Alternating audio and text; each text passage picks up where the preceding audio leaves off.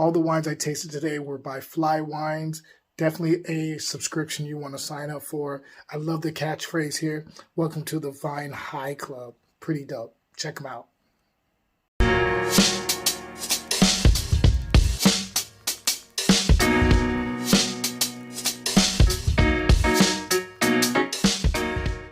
So as you can see, we have a full house today. I got some wine. We're going to do a different type of tasting today. I hope you guys enjoy and stay tuned. Cheers.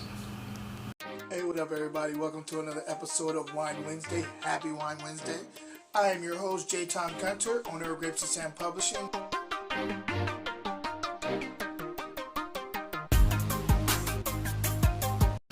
What's up, y'all? Hope everybody's having a wonderful Wednesday. As you can see, we have a different type of tasting today. I received these wines and I wanted to see if I could knock this out in one shot since I haven't done a multiple tasting in a very long time. I want to see how these wines fare up. I have never had any of these wines. But I do know of the vineyard, Fortina.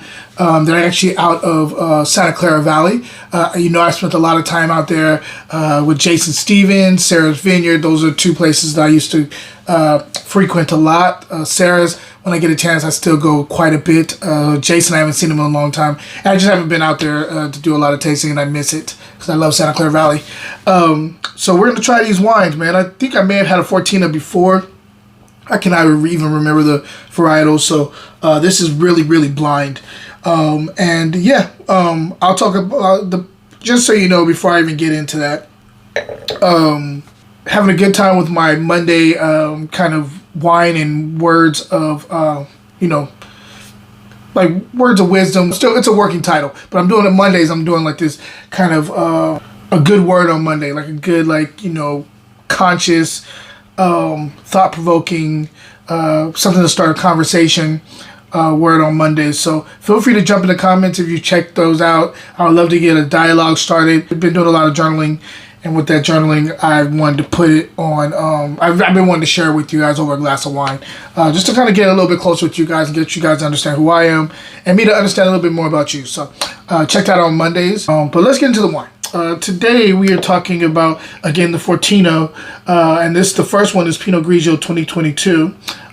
They're sourcing fruit from Central Coast, they say here. Let's see what's going on with this Grigio. You know how I feel about Grigio. Sometimes they're hit or miss with me. But let's check this one out. So I get nectarine immediately. I get a little bit of like this kind of soapstone thing going on. White flowers. Like white strawberries going on here too. A bit of honeysuckle and cantaloupe. A little bit of orange zest and candied peach. Let's go ahead and taste and see what's going on with the palate. Everything's pretty much translated. Everything I said. I mean, everything is here. Leads off the kind of nectarine thing I was talking about. Nectarine gets into that kind of white strawberry thing on the mid palate to the finish. Acid is medium minus. Great mouthfeel here. Fruit forward. Refreshing enough because the fruit has a little bit more. There's some citrus notes here that I wasn't catching on the nose. I think maybe that kind of orange zest thing is kind of popping it a little bit, give it a little more, elevating a little bit more since it doesn't have as much acid as I would like. But a solid bottle of wine. I think if it's a hot day, this is definitely a porridge pounder. This is definitely something to go get. Let me taste a little bit more.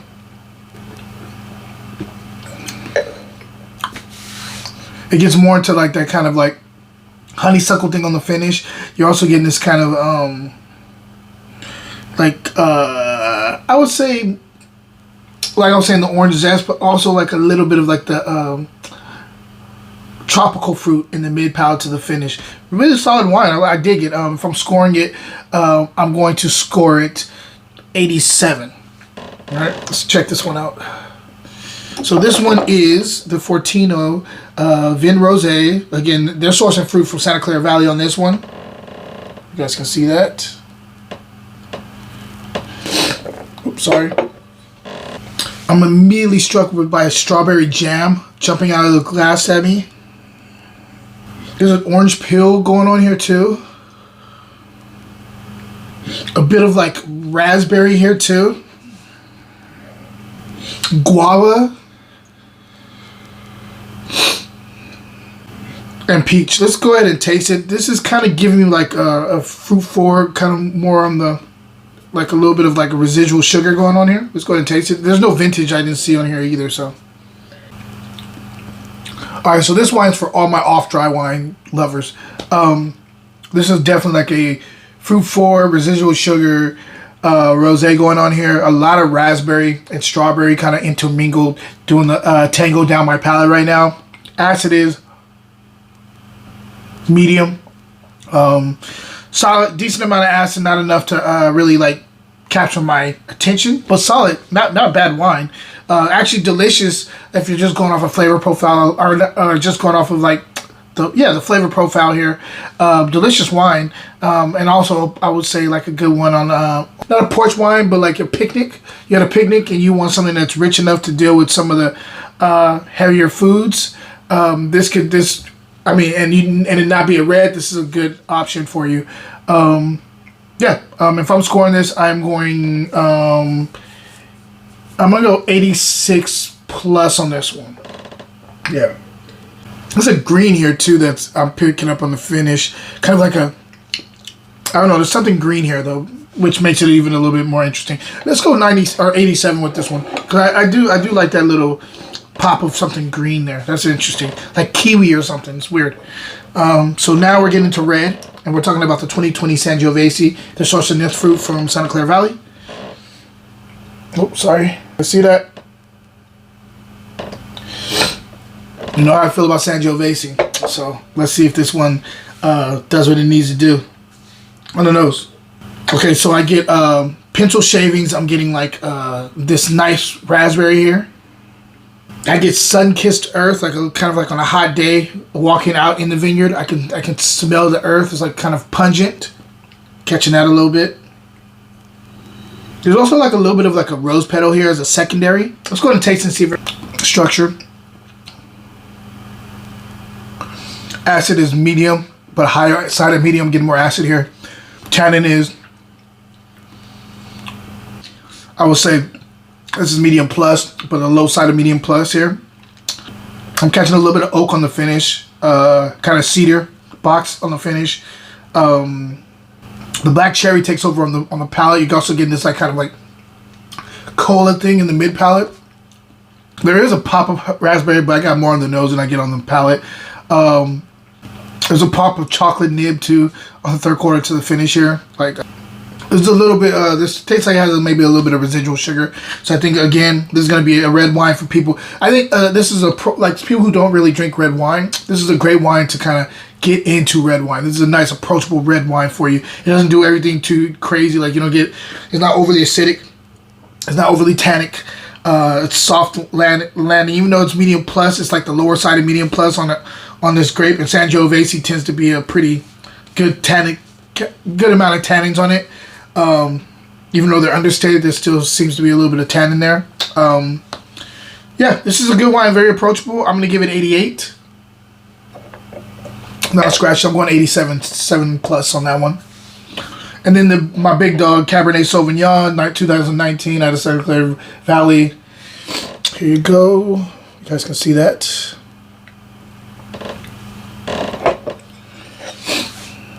Okay, so I get black currant is the first thing that jumps out at me.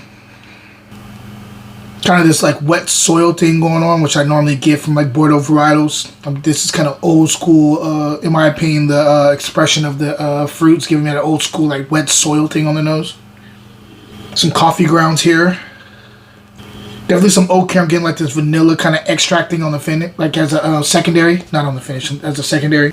Kind of like a dry tree bark going on here too. All right, let's go ahead and taste and see what's going on. That one's not bad.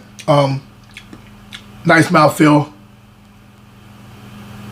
Tannin or acid is medium. Tannin's medium plus. Good fruit up front. Very very nice fruit up front.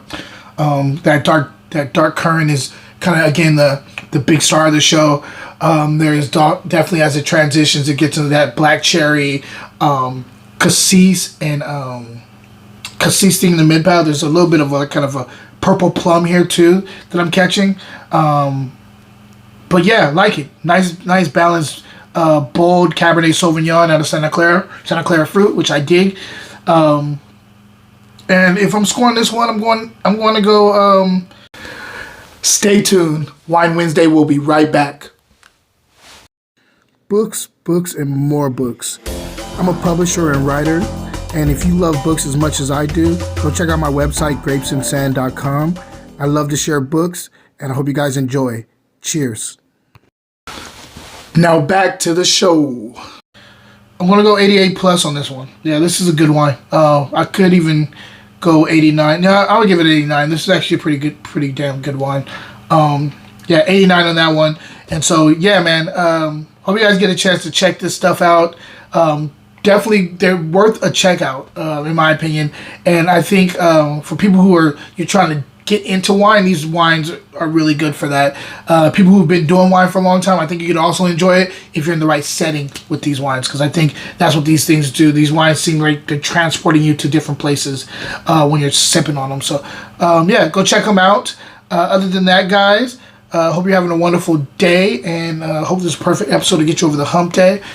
Let me go ahead and give you the question of the day.